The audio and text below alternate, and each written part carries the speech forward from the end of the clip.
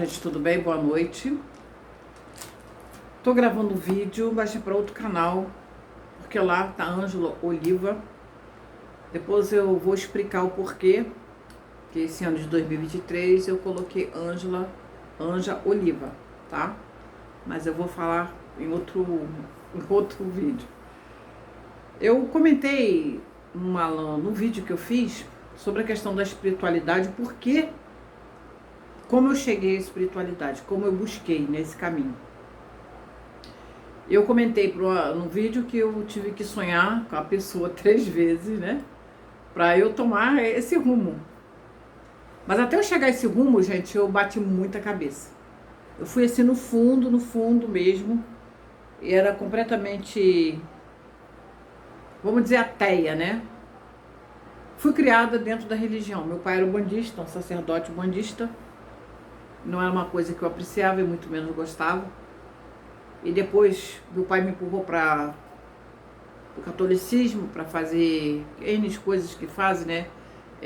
Catequese também, não me identifiquei. Enfim, eu tive minhas buscas e por fim, eu vi muita coisa errada também dentro das religiões. Uma nossa, a gente procurar perfeição em tudo, né? Enfim, eu deixei esse caminho. E sempre tive meus sonhos, as minhas intuições. E por fim, quando eu larguei realmente assim a prática da espiritualidade, o bandista, que eu já fui um bandista, e quando eu larguei para dedicar realmente também a minha vida pessoal, né? Porque como o bandista, eu não tinha tempo para nada, né? Eu atendia assim todos os dias, todas as horas.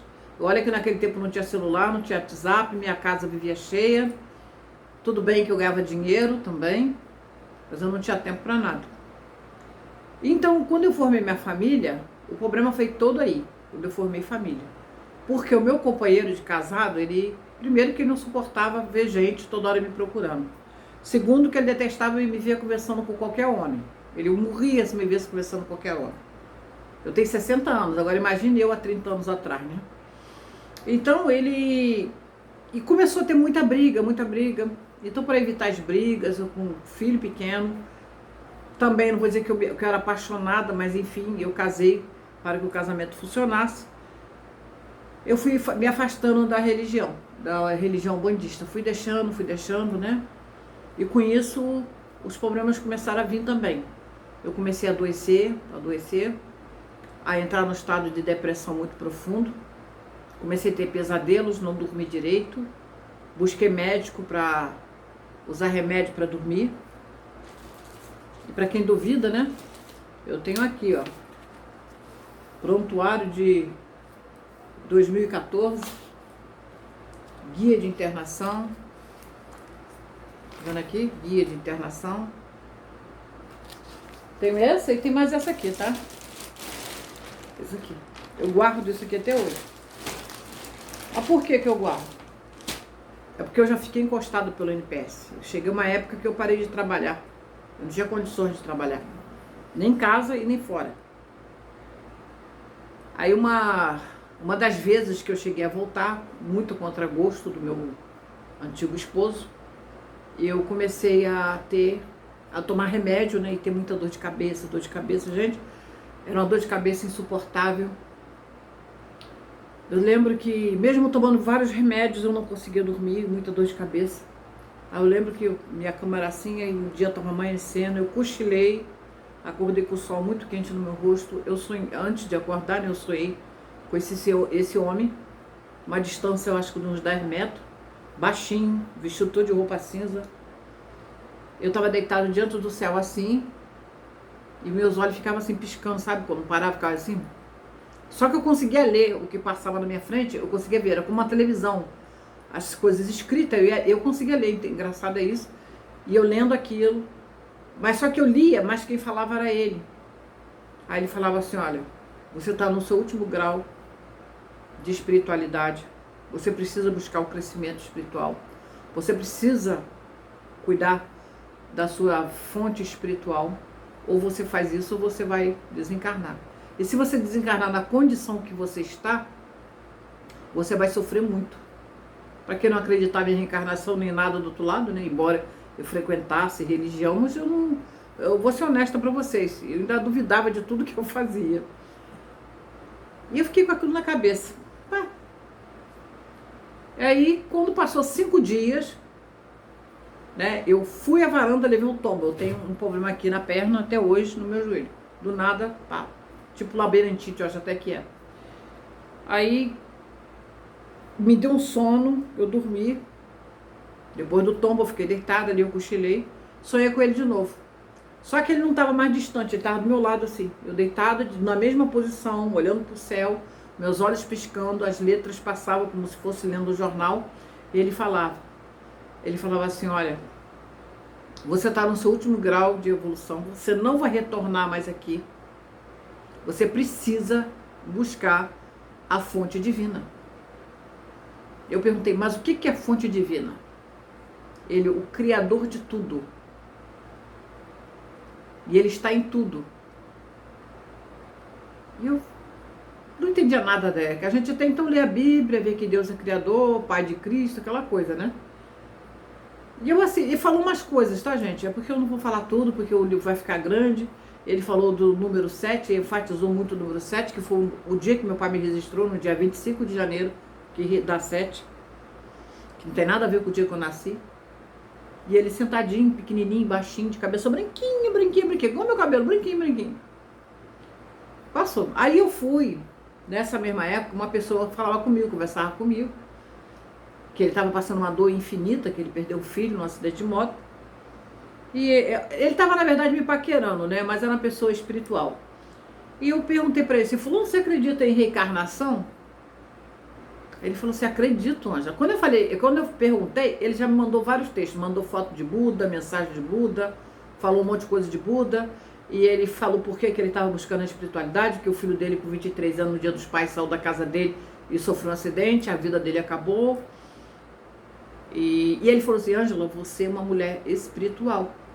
Eu vejo isso, você precisa buscar. Ele era um numerólogo, ele é, né? Aí ele fez meu mapa, me deu gratuito.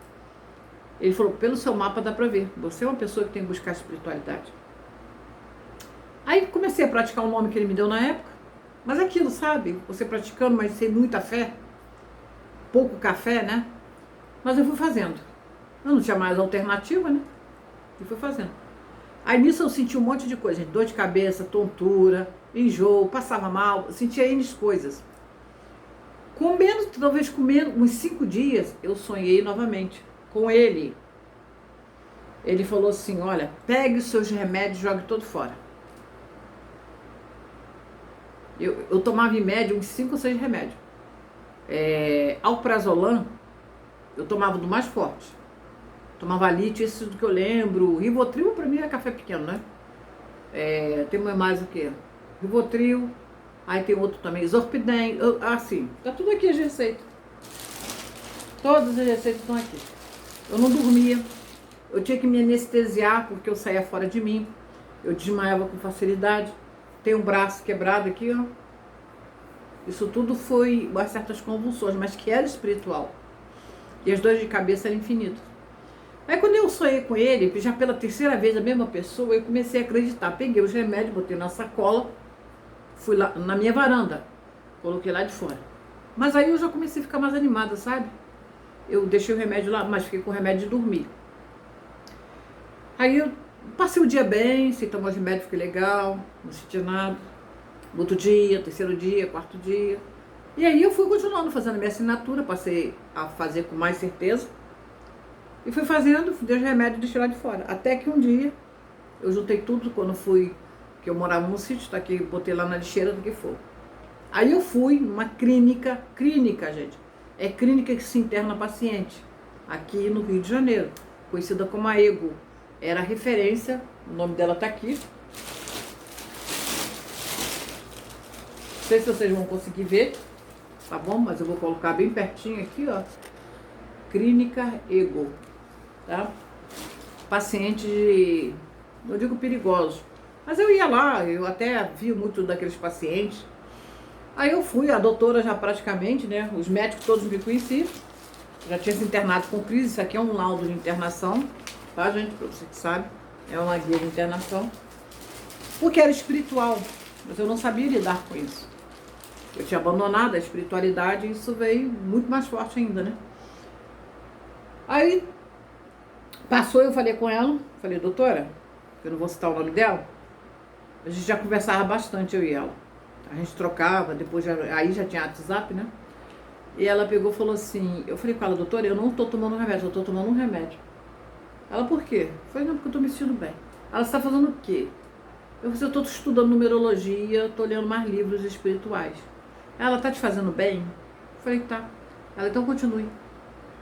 Só que se você tiver alguma crise, você me procura e você volta a tomar um remédio, tá bom? Eu falei, tá bom. Até hoje, eu nunca mais voltei lá. Nunca mais. Depois eu sonhei com esse senhor. Sonhei com ele há pouco tempo, vamos dizer, por 2 vezes. Uma foi na época do Coronga, quando ele me aconselhou também. Eu achei interessante, mas vou deixar isso para outro dia. E quando eu sonhei com ele há pouco tempo, foi quando ele falou, vamos agora encaminhar os ancestrais. Você precisa encaminhar alguns ancestrais. Ele me explicou o porquê que eu fui morar lá, a cidade, tem o nome dos meus familiares, né? Principalmente o do avô que eu lembro, né? Que se chamava Zeca Diabo, não era à toa. Então, atrás dele tem outro. Enfim, resumindo, meu pai também era policial, né? Meus tios todos eram da polícia, então vocês já sabem o histórico, o que é, né? Resumindo, gente, eu quando sonhei com ele, ele falou o nome dele. Eu sou fulano de tal. Fui para o mundo espiritual em 1830. Tô do lado aqui da mesa, tá vendo? Você precisa fazer o encaminhamento dos ancestrais, fazer uma mesa com tudo como ele me pediu, que eu fiz. Foi esse mesmo que eu sonhei várias vezes, eu fiz. É um espírito que está iluminado, não é um espírito obsessor nem nada. Então, resumo da história. Quantos minutos? Tem 12 minutos. Resumo da história, né? Como que a nossa vida é imbuída através disso. A partir da numerologia, eu fui estudar tarô. Porque a cartomancia eu já conhecia, porque eu aprendi com meu pai. Estudei tarô. Eu comecei a fazer numerologia como fazia o triângulo invertido com a mão. Quem me ajudava era meu filho, o número, porque eu não tinha condições de pagar site, mas já atendia. A partir dali, quando tive condições, paguei site. Estudei tarologia. Da tarologia, eu falei assim, agora eu vou estudar astrologia. E fui estudando. E cheguei onde eu cheguei. Então, tudo que eu passei foi o caminho que eu devia ter ficado ou trilhado, pelo menos um período, seria a Umbanda, que eu teria que fechar esse ciclo que começou com meu pai. Minha mãe era também umbandista, meu pai, minha avó, meus avós. Eu deveria ter continuado, e parei por causa de certa forma, por causa de família, e para evitar conflito, né, eu resolvi parar. E também não era uma coisa que eu fazia com o coração, nem porque eu amava a Umbanda, tá? Eu sou franca. Porque se eu amasse mesmo, eu teria ficado. Não era uma coisa que eu amava. Porque eu não discordava de alguma coisa dentro da Umbanda. Também tem isso. Eu não fiquei porque eu discordava de algumas coisas, entendeu? É por isso também. Então, para mim sair foi fácil. Ok? E com isso eu fui adoecendo porque eu tinha essa coisa para vir desenvolver. Eu vim desenvolver isso. Então, depois que eu me formei, comecei pela astrologia védica, que eu não sou formada, mas entendo. E eu segui a astrologia, eu entendi o meu Plutão no mapa, eu entendi minha Vênus, eu entendi meu Saturno, eu entendi minha ancestralidade. Então, eu passei a entender alguma coisa da vida, que minha vida só passou a andar, a funcionar, quando eu entendi essa parte da minha vida. Quando eu agreguei e coloquei isso na minha vida, assimilei. Assim como eu almoço e janto, né? E degusto isso. Então, o que eu quero passar para vocês é o quê? Hoje em dia eu atendo pessoas com problemas psicológicos, depressão. Não vou dizer para vocês que eu tive depressão profunda, tá? Tive tendência suicida. Doenças físicas, então nem se fala. Tratamento médico, eu já gastei muito dinheiro com tratamento médico. Muita coisa.